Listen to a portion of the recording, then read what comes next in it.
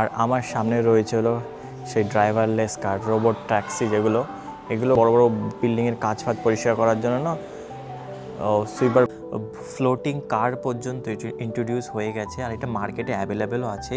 এখানে যে রোবটটা রয়েছে না, সেই রোবটটা হলো সি লাইন রোবট। মানে সি লাইন রোবট কী করে, লো অ্যালটিটিউড পুলিশ স্টেশন বানিয়েছে। এটা যেখানে সেখানে কিন্তু নিয়ে যাওয়া যাবে, এমার্জেন্সি রেস্কিউ। ও ধরো জলের মধ্যে কেউ পড়ে গেল, সে সাঁতার যায় না,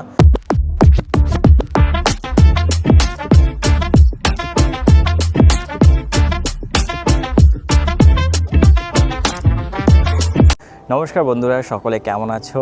তো তোমরা সকলে জানো যে আমি ফিউচার আইসল্যান্ড দেখতে এসেছি, যেটা কিনা চায়নার হাইজু ডিস্ট্রিক্টের আর জাস্ট ক্যান্টন টাউনের অপোজিটে অবস্থিত।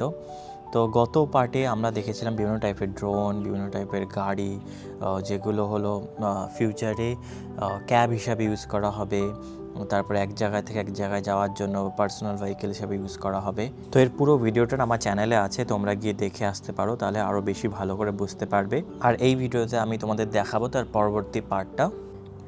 তো চায়নাতে শুধু ফ্লাইং কার না, চায়নাতে কিন্তু ফ্লোটিং কার পর্যন্ত ইন্ট্রোডিউস হয়ে গেছে, আর এটা মার্কেটে অ্যাভেলেবেলও আছে। মানে যখন রাস্তায় চলবে তখন আলাদা জাস্ট নর্মাল ভেহিকেলসের মতো কাজ করে, আর যখন জল পার হতে হবে তখন একদম বোটের মতো কিন্তু কাজ করে। তো এই রকম কারও কিন্তু চায়নাতে ইন্ট্রোডিউস হয়েছে। বর্তমানে অনেক লোকের কাছে কিন্তু এই গাড়ি আছে অলরেডি। তো এইটা হলো একটা রোবট। এই রোবটটা হলো একটা স্টাফ, মানে অনেক সময় হয় না যে কোম্পানিতে, বড় বড় কোম্পানিতে স্টাফ প্রয়োজন পড়ে, সেখানে হিউম্যানকে রিপ্লেস করে এই রোবটগুলো ইউজ করা হয়। কার ওয়াশিং থেকে শুরু করে বিভিন্ন রকম জিনিসে না এই রোবটগুলো ইউজ করা হয়। এটা না মানে একটা ছোট ডেমো খেলনাও রেখেছে। এগুলো হলো ধরুন, এটা হলো একটা ডাটা সেন্টার, এটা হলো ইন্টারনেট করার জন্য, এটা হলো পুরো ডেস্কটপের সেট আপ, সব সুন্দর করে সাজিয়ে রেখেছে। এই রোবটটা, এটা ডি1 রোবট, ডেমো রোবট। এটার দাম হবে 298 RMB। দারুণ। আর আমার সামনে রয়েছে হলো সেই ড্রাইভারলেস কার, রোবট ট্যাক্সি, এগুলো কোনো ড্রাইভার লাগবে না, ড্রাইভার ছাড়াই তোমাকে এক জায়গা থেকে অন্য জায়গায় নিয়ে যাবে। যে ভিতরে দেখতে পাবো কিনা জানি না। এই ড্রাইভারলেসের গাড়ি কিন্তু পুরো দেখতে একদম পুরো নর্মাল গাড়ির মতো, কিন্তু গাড়ির সামনে অনেকগুলো ক্যামেরা, অনেকগুলো সেন্সার সব লাগানো রয়েছে।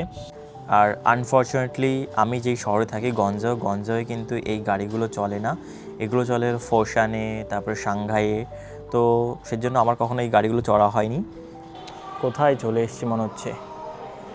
তবে খুব একটা ভালো কথা হলো কি, আমাদের ইন্ডিয়াতে টাটা কোম্পানিও কিন্তু রিসেন্টলি সেই এমার্জেন্সি ফ্লাইং কার কিন্তু ইন্ট্রোডিউস করেছে। এখনও পর্যন্ত মার্কেটে আসেনি, কিন্তু সেটার উপরও খুব কাজ চলছে। আর ভবিষ্যতে হয়তো খুব তাড়াতাড়ি কিন্তু টাটা কোম্পানি কিন্তু সেই ফ্লাইং কার বা এমার্জেন্সি কার কিন্তু ইন্ট্রোডিউস করবে। যদি একটুখানি পিছিয়ে আছি, কিন্তু আমরাও শিওরলি একদিন ডেভেলপ করবোই ঠিক। আর এইগুলো হলো রাস্তাঘাট পরিষ্কার করার জন্য অটোমেটিক মেশিন। এগুলো চায়নাতে রাস্তায় অনেক জায়গায় দেখা যায়, মানে প্রচুর মেশিন আছে যেগুলো অটোমেটিক কাজ করছে সব জায়গায়। আর এইটা হলো, এটার প্রাইস দেওয়া রয়েছে না, এটার প্রাইসও দেওয়া নেই। ড্রাইভারলেস সুইপার এগুলো সব। আর এই যে এই রোবোটিক মেশিনটা কিন্তু একটা সুইপার। মানে বড় বড় বিল্ডিং যেগুলো হয় না, বিল্ডিংগুলোতে বাইরের দিকের কাজগুলো পরিষ্কার করতে কিন্তু মানুষ উঠতে অসুবিধা হতে পারে। তো এই রোবটটা কিন্তু সেই কাজ করে, মানে পুরো কাজগুলো পরিষ্কার করার জন্য একটা সুইপারের কাজ করে। এটার দাম পড়বে হলো 33,000 RMB। 33,000 RMB মানে 4 লাখ টাকা দাম এই গাড়িটার। আর এটা একটা সুন্দর একটা স্পেস স্টেশন বানিয়েছে। কীরকম হতে পারে স্পেস স্টেশন, সেগুলো সম্বন্ধে এখানে একটা ডেমো রেখেছে।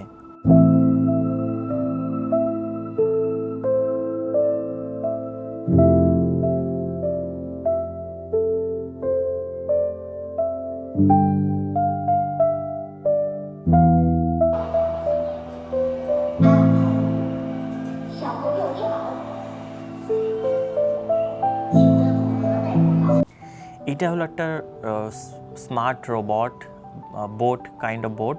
এই বোটটা কিন্তু জলের মধ্যে থাকে, আর জল পরিষ্কার করার জন্য কিন্তু এই রোবটটা ইউজ করা হয়। অনেক সময় হয় না যে নদী বা পুকুর পরিষ্কার করার জন্য এই রোবটগুলো ইউজ করে। দেখো দেখাচ্ছে কীভাবে করে। আমি আরও একটা হাই লেভেলে নিয়ে যাই। এখন মানে হয় না এমার্জেন্সিতে অনেক সময় অনেক কিছু প্রয়োজন পড়ে, তো চায়না কিন্তু সেই টেকনোলজিও ডেভেলপ করছে। তো আমার সামনে রয়েছে হলো ধরো এমার্জেন্সি রেস্কিউ। ধরো জলের মধ্যে কেউ পড়ে গেল, সে সাঁতার যায় না, মানুষ পৌঁছাতে অনেক টাইম লাগতে পারে, সেক্ষেত্রে এই ড্রোনগুলো ইউজ করা হয়। আর এই ড্রোনের মাধ্যমে মানুষকে কিন্তু রেস্কিউ করা যায়। স্ক্রিনের মধ্যে দেখাচ্ছে এরকম। এই দেখো, এইটা হলো একটা সি লাইন রোবট, যেটা কিনা সমুদ্রের নিচে গিয়ে কাজ করে, যেখানে মানুষের পৌঁছাতে অসুবিধা হতে পারে, কিন্তু এই রোবটগুলো গিয়ে কিন্তু সেখানে কাজ করে। যেমন ব্রিজ বানানোর জন্য, পিলার তৈরি করার জন্য, বা বিভিন্ন খনন কার্যের সময়। তো এই রোবটগুলো কিন্তু খুব ইউজ করা হয়। এটা খুব একটা ইন্টারেস্টিং জিনিস। চায়নার সিকিউরিটির ওপরও কিন্তু খুব কাজ করে। তো একটা পুরো কি বলে লো অ্যালটিটিউড পুলিশ স্টেশন বানিয়েছে। এইটা যেখানে সেখানে কিন্তু নিয়ে যাওয়া যাবে, মানে এমনভাবে পুলিশ স্টেশনটা তৈরি করা না, মানে তুমি এক জায়গা থেকে অন্য জায়গায় কিন্তু নিয়ে যেতে পারো। এর মধ্যে কিন্তু সব কিছু রয়েছে, মানে যত সাইবার সিকিউরিটি থেকে শুরু করে যত টেকনোলজি দরকার একটা পুলিশ স্টেশনের ভেতরে, সব কিন্তু এর মধ্যে রয়েছে। এগুলো হলো ইলেকট্রিক ছোটো ছোটো কার, বাস টাইপের বলতে পারো। এগুলো কিন্তু অটোমেটেড, কিন্তু এর সামনে সব ক্যামেরা লাগানো রয়েছে, ক্যামেরার মাধ্যমে দেখতে পারে এদিক সব চারিদিকে। বেরিয়ে যাচ্ছে হলো সেই ফিউচার আইসল্যান্ড থেকে। মানে ফিউচারের টেকনোলজি এত হাই লেভেলে পৌঁছাবে চায়না, অ্যাকর্ডিংলি চায়না এত কিছু ডেভেলপ করে ফেলেছে। তো তোমরা সকলে জানিও ভিডিওটা কেমন লাগলো। যদি ভিডিওটা ভালো লেগে থাকে তাহলে লাইক করো, আর কমেন্ট করতে কিন্তু ভুলো না। তোমাদের মতামত জানিও চায়নার সম্বন্ধে, চায়নার টেকনোলজি সম্বন্ধে। তোমাদের কোন পার্টটা সবচেয়ে ভালো লেগেছে, কোন ভেহিকেলসটা সবচেয়ে ভালো লেগেছে, সেগুলো কিন্তু জানিও। আর যদি চ্যানেলে নতুন হয়ে থাকো সাবস্ক্রাইব করতে কিন্তু ভুলো না। আবার দেখা হবে চায়নার কোনো একটা ইন্টারেস্টিং ভিডিও নিয়ে। তো সকলে ভালো থেকো, বাই বাই।